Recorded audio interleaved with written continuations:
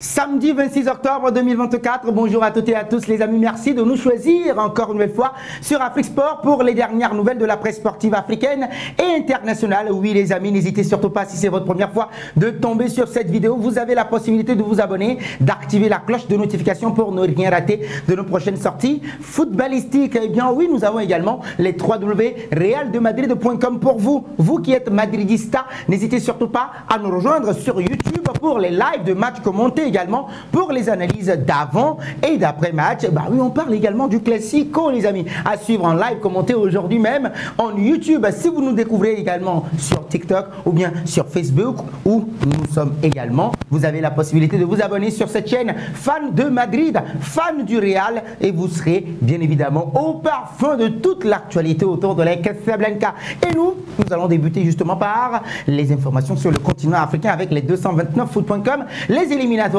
bah oui, du championnat d'Afrique des Nations que le trio Ouganda-Tanzanie, eh bien oui, vont accueillir. Bah oui, les 229foot.com nous parlent de ces éliminatoires. Le Bénin s'incline contre le Togo et voit la qualification s'éloigner un peu justement d'un certain Denis Abalo, justement, qui a finalement ouvert le score à la 15e minute, plaçant les Béninois dans une position difficile en seconde période. Les Guépards ont tenté de réagir, mais se sont heurtés à une défense rugueuse, solide d'ailleurs, intraitable. Et donc oui, les éperviers locaux en ont profité pour aggraver le score en fin de match, assurant une victoire confortable avec le meilleur buteur du championnat. 18 réalisations derrière un certain Plaka Fessoumeme qui avait déposé ce record là. Il aurait pu battre ce record ou bien l'égaler. Bien oui, à Bruno Avotor qui permet justement aux éperviers du Togo de conforter leur chance de qualification pour la manche retour qui est prévue le 3 novembre prochain. Et justement en Côte d'Ivoire, puisque le Bénin n'a pas de stade homologué. Nous quittons le Bénin, nous allons au Togo voisin justement parler de cette victoire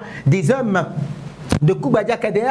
Bah oui, le premier seul buteur des éperviers du Togo en Coupe du Monde, c'était en 2006. 11e minute, on parle d'une réalisation d'Abalo Deni, le meilleur buteur du championnat togolais. Bruno Avotor entré en jeu quelques minutes plus tard, corse l'addition pour les éperviers dans le temps additionnel, 90e plus 4. Avec cette victoire, le Togo prend ainsi une bonne opération, une série options pour la qualification, et ce sera le 3 novembre prochain justement au stade Félix Houphouët-Boigny d'Abidjan en Côte d'Ivoire. L'information est également traitée par nos confrères de Foot.tg, Sport Culture News, tout comme Foot.tg traite de l'information. Le Togo s'impose face au Bénin avec Emmanuel Tété qui traite de l'information dans les arrêts de jeu. Les éperviers locaux réussissent finalement à doubler la mise sur une réalisation de Bruno Avotor, le meilleur buteur du championnat lors du dernier exercice. Et donc oui, à l'arrivée de 0, score final, le match retour en rappel se joue au stade Félix Houphouët-Boigny à Abidjan le 3 novembre 2024. Nous parlons de l'équipe sportive, toujours avec Denis Abalo qui est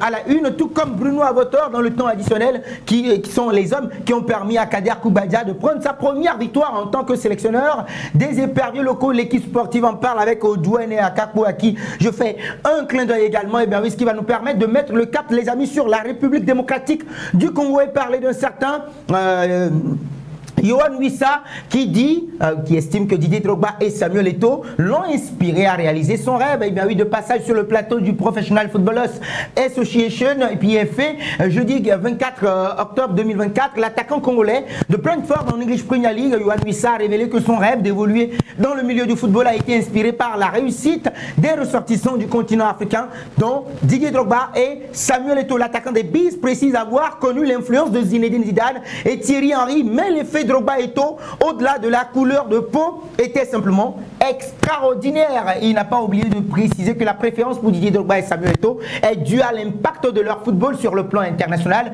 bien que des grands noms comme Zinedine Zidane et Thierry Henry aient aussi bercé notre enfance. Les deux premiers nous ont donné l'envie de représenter l'Afrique avec beaucoup de fierté, et ce n'est pas une question de couleur de peau, a dit Yohan Wissa dans cette émission justement que vous pourrez retrouver sur les réseaux sociaux et justement sur les www.rdcongo.com. Sport241.com, bah oui, on remet une couche et tacle justement la Confédération africaine de football par rapport à l'absence de Pierre-Emerick Aubameyang dans la liste justement des nominés. Et Aubameyang également a réagi par rapport à cette liste-là, estimant que, d'accord, ce sont les top 6 de ceux qui ne sont pas du tout présents, en passant par Ayoub El Kabi, Mohamed Salah, Brahim Diaz et autres, les amis, oui, ils n'y sont pas du tout. Et donc, oui, ce qui frustre un tout petit peu l'ancien attaquant de l'Olympique de Marseille qui surfait quand même sur une bonne vague, meilleur buteur en une seule édition de l'Europa League avec une trentaine de buts également et une dizaine de passes décisives à l'Olympique de Marseille et il ne se retrouve même pas dans le top 10. Alors, les amis, pour vous,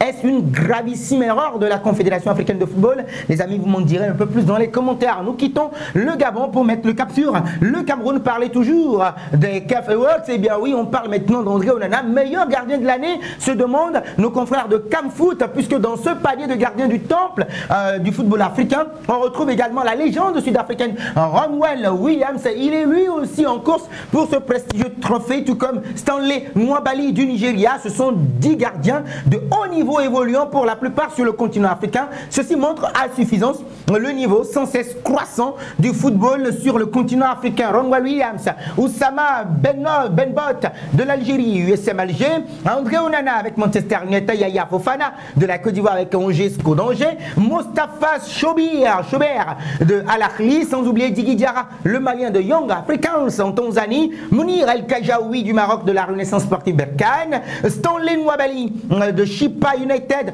au niveau de l'Afrique du Sud. On n'oubliera pas également Lionel Mpassi de la République démocratique du Congo Rodez, et puis Amanala Memich de la Tunisie au niveau de l'Espérance sportive de Tunis. Voilà les nominés. Alors, selon vous, André Onana va-t-il rafler ce prix-là? Réaction dans les commentaires. Nous allons au Maroc avec Patrice Motsepe, officiellement candidat à sa propre succession. Information de nos confrères du 360 Sport qui reprennent un communiqué de la CAF et qui estime que oui, cette candidature fait suite aux nombreuses sollicitations provenant de présidents d'associations membres, de présidents d'unions zonales et d'acteurs clés du football sur le continent. Donc pour rappel, Patrice Motsepe a été élu président de la Confédération africaine de football lors de la 43e assemblée générale et élective de l'instance panafricaine tenue à Rabat au Maroc en mars 2021. Avec la suppression de la limite d'âge, Motsepe doit s'attendre à une forte concurrence, notamment avec des figures influentes du football africain tel que l'Égyptien Khani Abdou Rida, annoncé comme favori par la presse égyptienne. On s'attend maintenant à une élection très rude. DZ Foot, nous sommes en Algérie avec Riyad Mahrez qui cloue le bec à ses détracteurs. Oui, depuis un moment, il subit les critiques, que ce soit en club ou bien en sélection. Hier, il a marqué alors que son équipe était menée lors de la 8e journée. Donc oui, malgré une première frappe cadrée en première période, ce sont les visiteurs qui ont ouvert la marque. Mais Riyad Mahrez va égaliser à la 62e minute d'une belle frappe du pied droit après une remise d'un certain Franck Kessié qu'il avait adoubé. Entre temps, l'information est sur les www.realdemadrid.com et je dis Real de Madrid Afriquesport.net. Alors, nous allons parler d'un certain Yaya Ninyeri Touré avec les Afriquesport.net. Jouer avec lui, c'était autre chose. Yaya Touré qui snob Messi et nomme le plus grand joueur avec lequel il a joué. Il s'agit seulement d'un certain Don Andrés Iniesta. C'était lors d'une émission avec Declan Rice d'Arsenal pour Goal l'année dernière. Et bien oui, on fait une fixation là-dessus pour parler justement de Don Andrés Iniesta comme son coéquipier préféré. Yaya Touré a exprimé son affection pour Messi, notamment dans un message Instagram en 2021. Après le départ de l'Argentin de Barcelone, il avait déjà confié à BBC Sport en 2019 que Messi est un joueur unique, différent et spécial. On ne l'entend pas beaucoup, mais il est toujours concentré sur son football. Mais il a beaucoup préféré un certain Don Andrés Iniesta. Ce qui va nous amener, les amis, vers les journaux britanniques et parler d'un certain Maresca, Enzo Maresca, l'entraîneur des Blues de Chelsea, qui en remet un tout petit peu une couche sur son capitaine. Alors, Maresca tells James be a better capitaine. Il dit à James d'être un capitaine beaucoup plus concentré. Et c'est le même son de cloche également à la une du Daily Telegraph. Maresca slams Captain James. Il est en train de le réveiller un tout petit peu, le stimuler. À la une également de The Times Sport, on parle toujours d'un certain Enzo Maresca, sans oublier, bah oui, I expect more leadership from James, says Maresca. J'espère plus, ou bien j'attends un peu plus de James par rapport à son capitana, plus de leadership qu'il demande justement à son capitaine. Et bien oui, à la une de Sport Eye, on parle de ce choc qui arrive également avec Arsenal-Liverpool et on se demande si Arsenal va pouvoir tenir la dragée haute au leader de l'English Premier League, les Reds de Liverpool. À la une également de Star Sport, il s'agit d'un certain Enzo Maresca, toujours pour Reece James, à qui on demande justement de se réveiller un tout petit peu. On n'a pas oublié de faire un clin d'œil à Eric Ten Hag. À la une, they are behind you. Ils sont derrière toi avec les boss de Manchester United qui sont en train de l'épauler. On parle de limogeage pour l'instant. Mirror Sport également reste dans cette logique d'un app, like a skipper. Oui, il faut le faire comme un skipper. On n'a pas oublié également de parler de Reece James à la une. Et ici, avec Mikel Arteta qui semble dormir avec les Gunners d'Arsenal qui doivent maintenant se réveiller dans la course au titre. C'est ici et maintenant. À la une également du Daily Express par Arteta. Wake up, Colts. Arsenal manager says he will lose sleep over injury list. Il estime qu'il perd le sommeil avec les innombrables blessures qu'il a dans ses rangs. Nous allons en Italie parler de ce choc. Oui, un véritable derby. L'Internazionale face à la Juventus de Turin, la Vieca Signora. Oui, les amis, ce choc qui est très attendu à la une du Quotidiano Sportivo. Derby d'Italia. Talent di Stelle. La star ou bien le talent des stars ou bien le derby des stars. Le talent qui est très attendu avec Dusan Vlahovic, Lautaro Martinez, Federico Di Marco. Ils sont là, Christian Aslani, Nicolo Fagioli, sans oublier un certain Andrea Cambiasso. Et puis Kenan Yildiz, et lui justement il est à la une de la Gazzetta dello Sport et on parle de tirer la langue. Oui, vous pouvez tirer la langue par rapport à Yildiz qui sera très attendu. Juve facciamo la linguaccia. Oui, il faut tirer la langue maintenant dans ce gros derby, dans ce gros choc qui arrive en Série A italienne. Tout au sport également, relaie l'information, sans oublier un certain Milan qui est très attendu à Torino justement et il va falloir se réveiller pour les hommes de Paolo Fonseca. Le Corriere dello Sport fait allégeance au leader de la Série A italienne, le Napoli, qui est là par rapport à cette 9e journée qui arrive rapidement. Et puis oui, lui également, il est très attendu. Il s'agit de Neres, le Brésilien, qui sera très attendu, l'ancien de l'Ajax Amsterdam. Et puis un certain Antonio Conte, lui également, qui doit continuer sur cette lancée-là, puisque derrière, ça va pousser dur entre l'Inter et puis la Vieca Signora. Il romanista fait un clin d'œil à Artem Dovbyk.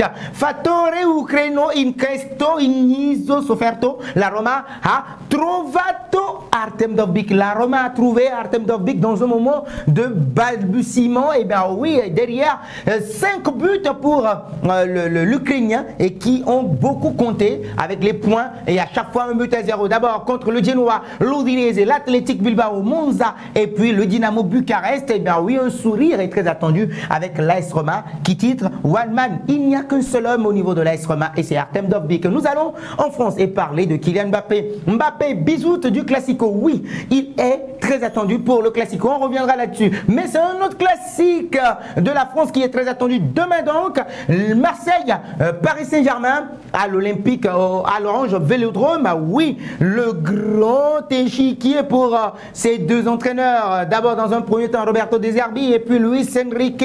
Particulièrement attendu, le classique s'annonce comme une bataille tactique entre l'OM et de Roberto De Zerbi et le Paris Saint-Germain de Luis Enrique. Les amis, déjà vos pronostics dans les commentaires. Le Figaro Sport, clin d'œil au Classico. Kylian Mbappé qui va vivre son premier Classico de la saison avec le FC Barcelone. Bah oui, contre le FC Barcelone, le Real Madrid. Oui, et si c'était le très grand soir de Kylian Mbappé, on se le demande, puisque oui, très attendu pour son premier Classico. L'attaquant du Real Madrid s'apprête à vivre une soirée comme il les aime. Cela tombe bien.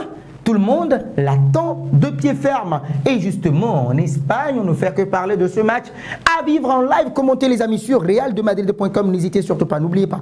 Realdemadrid.com. Voilà, une du Mundo Deportivo. Hoy, Classico, viva la vida. Oh là, le Classico et vive la vie en tout cas pour le Mundo Deportivo. Ah, ça parle d'un Classico d'or. Classico de Oro. Oui, pour le journal pro madrilène. Eh bien oui, au niveau de Marca, El San centro dell'universo, le centre de l'univers, le Classico qui devient le centre de l'univers, l'attraction de l'univers. Et ce sera au Santiago Bernabéu aujourd'hui même à 19 h. Vous pourrez le suivre sur YouTube en live, commenté. Et bien oui, je porte de son côté, parle justement de Ganas, de Volver à Ganaros.